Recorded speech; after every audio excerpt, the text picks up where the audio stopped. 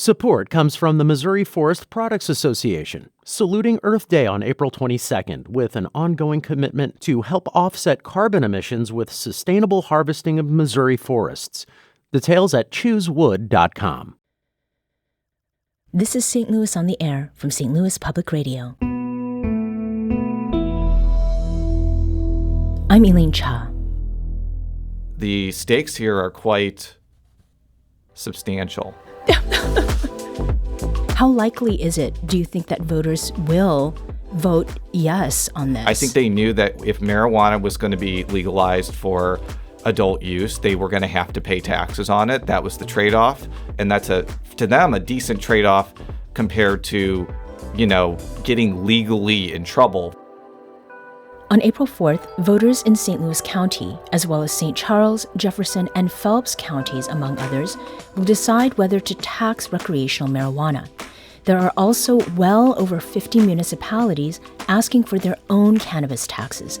If both pass, that means folks could be hit double for their tokes, edibles, and other forms of marijuana. And there's dispute over how and where the county tax in particular would apply. Joining me in studio to talk about Proposition M and that dispute, we have Jason Rosenbaum, STLPR politics correspondent. Jason, welcome back to the program. Thank you for having me. Let's go very basic. What is Proposition M?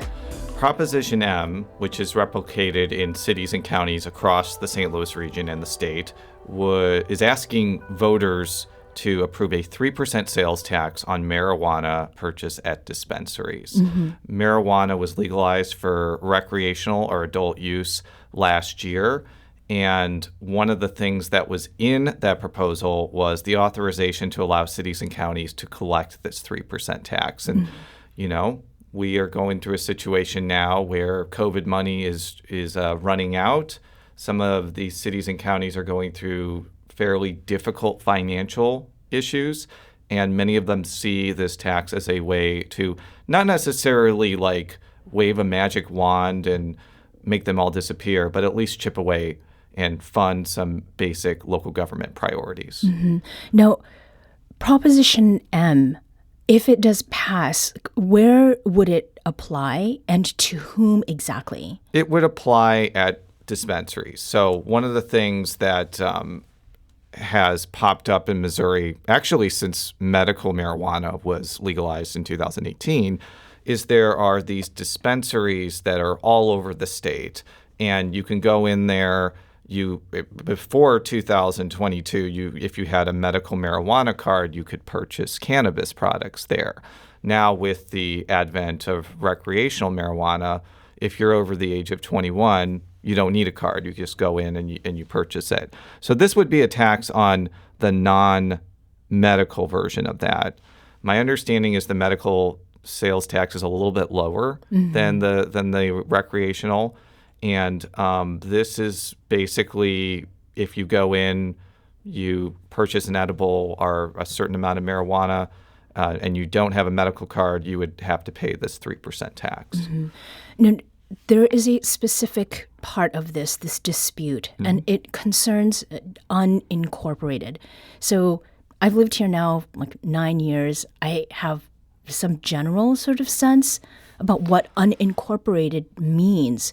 Where are the unincorporated areas, and what is it that people should be looking out for? That's actually a really good question, and it's a very critical question in the terms of St. Louis County. So unincorporated St. Louis County is places like South St. Louis County. You hear places like Melville or Oakville or Concord all the time. I think Concord is unincorporated. If I am, you can strike me with lightning. But South St. Louis County is largely not incorporated, which means that St. Louis County government is in charge of administering it as opposed to a city government like Richmond Heights, Manchester, Sunset Hills. Mm-hmm. So the dispute here, and this is a dispute that's been kind of going on in the background across all of Missouri, is that counties believe that when they pass a countywide tax, they would be able to collect 3% in any dispensary within their borders. The proponents, as we'll hear in a minute, of the 2022 constitutional amendment legalizing recreational marijuana believe that they can only collect it in dispensaries in unincorporated areas. This is a pretty big dispute, and this will be a dispute worth millions of dollars across the state. Okay, so let's hear from St. Louis County Executive Sam Page addressing this controversy. This has been a question as whether or not the tax is for dispensaries in unincorporated areas or all of St. Louis County. And this question has been addressed by the Missouri Department of Revenue. All counties in Missouri are interested in this. And it's the position of the Missouri Association of Counties, St. Louis County, St. Charles County, and the Missouri Department of Revenue that this tax will be collected in unincorporated areas and in municipalities in counties. So I don't know if this is the best way to characterize it. Page seems optimistic. Why is that? I mean, you did refer earlier to the running out of COVID emergency funds. What do others think? Are they with Sam Page? I mean, if you're a leader of the county anywhere, yes, you are. Because the difference between it being in unincorporated areas, the tax that passes countywide, in incorporated is pretty huge. In this instance, I checked, there's only 3 dispensaries in unincorporated South St. Louis County, and there are many more in St. Louis County. So this would be a difference between the county collecting around $3 million and maybe $300,000. Now, the $3 million is not going to solve all of St. Louis County's problems, Sure. but $300,000 is certainly not going to. And frankly, that's as much money as the county is paying for the educational campaign that is informing voters about this. Right. So that would be pretty not good if it basically gets zeroed out. I mean, I'm not good at math either, but 300,000 minus 300,000 is zero. Right. Well, I mean, and then we also have John Payne, who is the campaign manager for the successful recreational marijuana legislation initiative. Here is what he said about the stacking issue. I think the language on this is pretty clear, and I think the courts are going to rule the way that we intended that to be, which is to not allow that stacking. But I think the incentive to try it for the counties, to at least make a run at it, is too great for all of them to turn back on this. So stacking, clarify what that is exactly and why Payne is saying what he's just said. So stacking is a way of saying that if you're a dispensary, let's just say in Manchester, Missouri, and the countywide tax passes and the Manchester tax passes, it would mean that you would pay a 3% Manchester tax as well as a 3% St. Louis County tax. What Payne is saying is that the county would not be able to put a 3% tax in the Manchester dispensary. They could in South St. Louis County. But, Page is correct that the Department of Revenue has kind of decided, not to really say that, basically not to get involved in this. Okay. They're arguing that the language is ambiguous and that there are strong arguments on both sides. Payne strongly disagrees with that. He says that the language is very clear, that it's only a countywide tax can only be collected in unincorporated areas. This is definitely going to go to court, and it's going to be decided by a judge or the Missouri Supreme Court. And the stakes here are quite substantial. Or high, in another way of characterizing. I purposely didn't say high. I know, I had to say it for you. comedic effect. I had to say it for you. It's Monday afternoon. So, in terms of, what the average person is going to see, so you're talking about what could happen.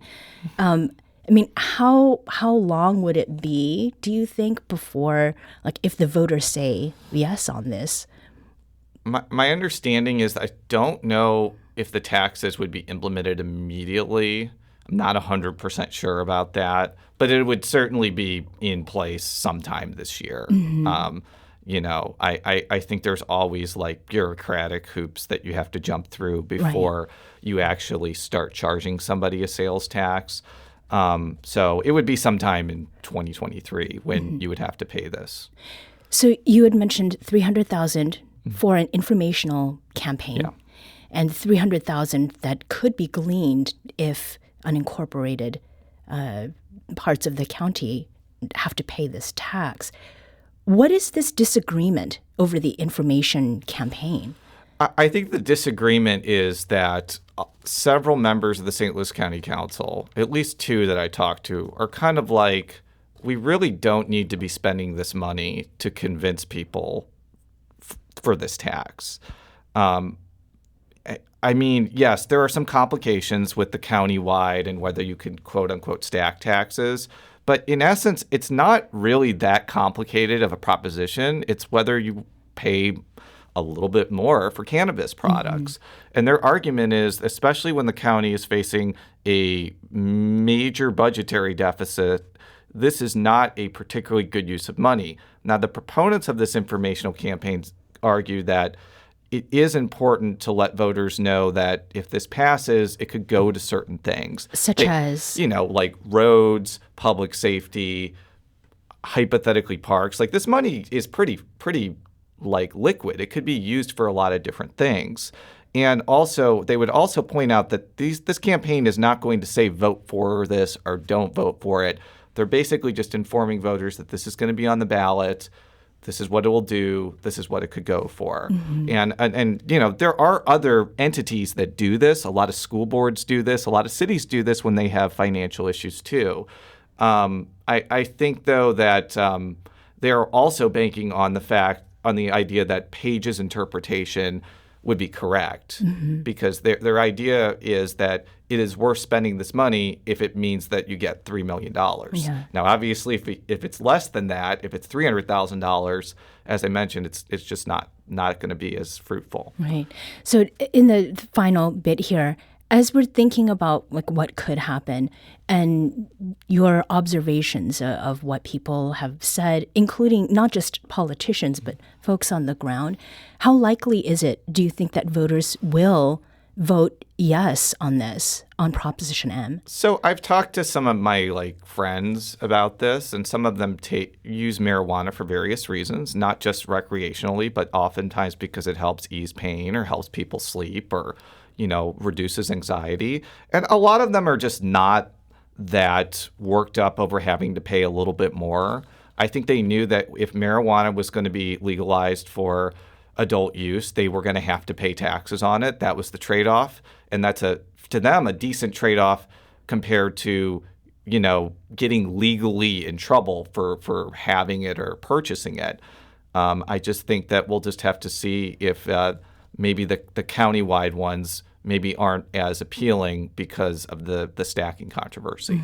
And I think it'll be interesting to see how this plays out in the everyday as far as our being next to a state that legalized before we did, and whether people will travel for convenience. So then their tax dollars are not going to stay local. They'll be spent across the border. I'm not an expert in Illinois' marijuana taxation. My understanding is it is higher than Missouri's, but we'll just kind of have to see how it goes and whether people may just still want to buy cannabis closer to where they live rather than traveling just to get the best price. Yes. Jason, thanks so much. Jason Rosenbaum is politics correspondent for St. Louis Public Radio. Thank you.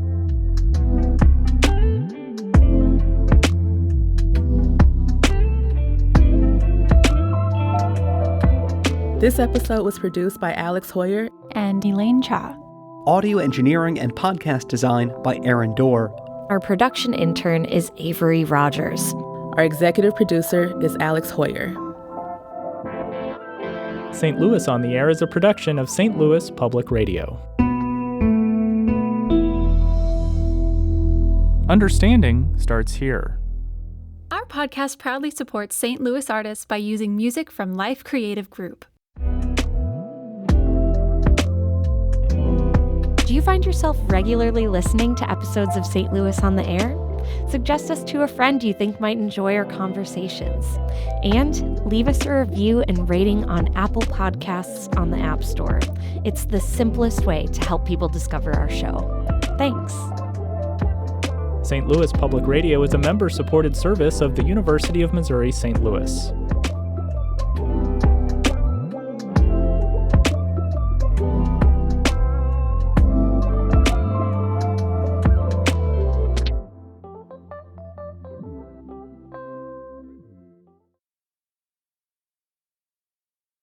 Support comes from the Missouri Forest Products Association, saluting Earth Day on April 22nd with an ongoing commitment to help offset carbon emissions with sustainable harvesting of Missouri forests.